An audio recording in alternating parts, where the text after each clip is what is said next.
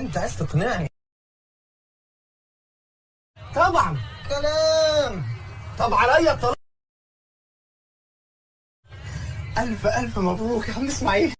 ازيكم عاملين ايه؟ يا رب دايما تبقوا بخير، وحشتوني جدا. النهارده هتكلم معاكم على اغنيه بهاء سلطان الجديده، اغنيه دادينا لسه نازله كده حبه حلوين. يلا بينا.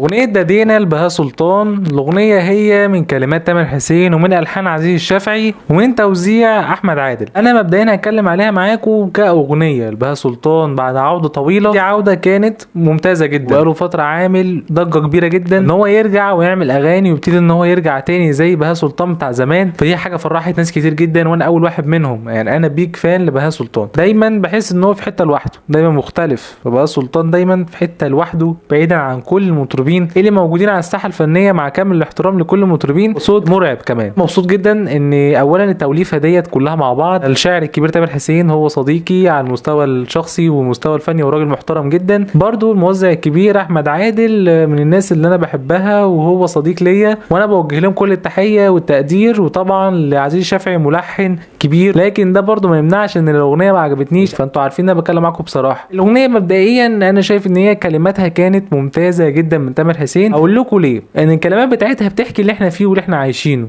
كل واحد مركز مع غيره وكل واحد بيغل من التاني. بعد ما انت بتعاشر دوا وبتصاحبه وبتفضل معاه وجنبه وهو اصلا ملوش لازمه وانت بتضيع وقت على الفاضي. ودي برضو نصيحه انا بنصحها لكل المتابعين بتوعي، كل الناس اللي انا بحبهم، او انت حتى لسه جديد وتشوف الفيديو ده دلوقتي، عايزه تركز على نفسك وتركز على شغلك وتركز على حياتك بشكل عام. ما تقعدش تركز مع غيرك، تقعد ان انت تتكلم على ده وتعمل كل الحاجات اللي بتحصل واللي احنا بنشوفها. خلي كل واحد في حاله، سواء انت او انت، لازم ان انتوا تركزوا في حياتكم. ده بجد كلام انا بقوله لنفسي وبمشي عليه في حياتي قبل ما اقوله لكم. فلازم كل واحد يركز على نفسه ويركز في مستقبله اكتر ويشوف ايه اللي اصح ليه ويعمله، مش ان هو يفضل يجري ورا حاجات ملهاش لازمه، ولا ان هو يضيع وقت مع ناس ما يسووش اصلا وما يستاهلوش. موضوعها اثر فيا جدا ان فعلا ده بيحصل وده حقيقي وده موجود. بجد شيء صعب قوي في الحياه اللي احنا فيها دي. مين ما عندوش صاحب بيغل منه، ومين ما عندوش صاحبه منكم مثلا اللي بيغير منها واللي بتنفسن عليها. لما انت بتترقى في شغلك مثلا بيجي زميلك يحقد عليك. كل الحاجات دي احنا عايشين فيها وبنشوفها للاسف. الاغنيه موضوعها كان عاجبني جدا، عشان كده بقول لكم كلمات ممتازه. من اكتر العناصر القويه في الاغنيه بالنسبه لي، اللحن كان معمول بطريقه وتيمه فظيعه جدا. عزيز الشافعي من الناس اللي هم كرييتيف جدا، بيعرف يوظف ازاي الكلمات والالحان مع بعض زي ما قلت لكم قبل كده. حتى لو هو اللي مش عامل الكلمات، حتى لو هو مش كاتب الكلمات بتاعه الاغنيه، بيعرف يوظف ازاي اللحن مع الكلمات مع الطريقه والتوليفه كلها بتاعه الاغنيه كانت طالعه بشكل كان تلقائي وكان ممتاز قوي بالنسبه لي. حتى التوزيع من احمد عادل عامل اضافه كويسه جدا. من الموزعين القدام والتقال قوي، بيبقى دايما شغله بيبقى لايق مع خامه بهاء سلطان. بتبقى عايزه ابعاد معينه في الشغل عموما بشكل عام، ان هو ليه لونه ليه ستايله، مش بيروح مع الاغنيه، لا هو دايما بيدي وبيضيف للاغنيه ان هو اصلا بيبقى ليه لونه وليه طريقته. فهو في حته لوحده خالص على جنب بهاء سلطان، انه غنى حتى اي اغنيه لو اغنيه فاضيه هتنجح. فكانت توليفه كويسه جدا، وشايف ان هي اتعملت بشكل ذكي جدا وبجد كانت معموله بشكل احترافي. بالنسبه لي الفيديو كليب هو اللي ما كانش حلو. شايف ان الفيديو كليب كان محتاج شغل اكتر من كده، كان محتاج ان هو يطلع بشكل احسن. شايف ان الفيديو كليب كان تقليدي جدا واتعمل زيه قبل كده كتير، فما كانش الاضافه الكبيره جدا بالنسبه لي. وهي الاغنيه بشكل عام كانت عموما شايف ان هي كانت من اقوى الحاجات اللي سمعتها. كانت الكلمات والالحان كانت كويسه من عزيز الشافعي، والتوزيع كان معمول بشكل كويس ومناسب مع الكلمات والالحان اللي اتعملت. شايف ان هي كانت كلها توليفه على بعض كانت كويسه وعوده كويسه لبهاء سلطان، ودايما ان هو يستمر يعمل شغل احسن. قولوا رايكم في الكومنتات تحت، عايز اعرف كل رايكم. قولوا لي الاغنيه كانت عاجباكم وما كانتش قد كده، دي اهم حاجه عندي. عايز اعرف رايكم ايه. وقولوا لي برده هي دي العوده القويه اللي كنتوا مستنيينها بهاء سلطان بعد الفتره دي، ولا ما كانتش احسن حاجه الاغنيه بالنسبه لكم. ده اللي كان عندي النهارده. لو انت لسه جديد وتشوفني اشتركوا وفعل زر الجرس واعملوا لايك عشان كده في محتوى قدام اكتر واكتر. شارك في كل مكان لكل اصحابكم ما تنسوش.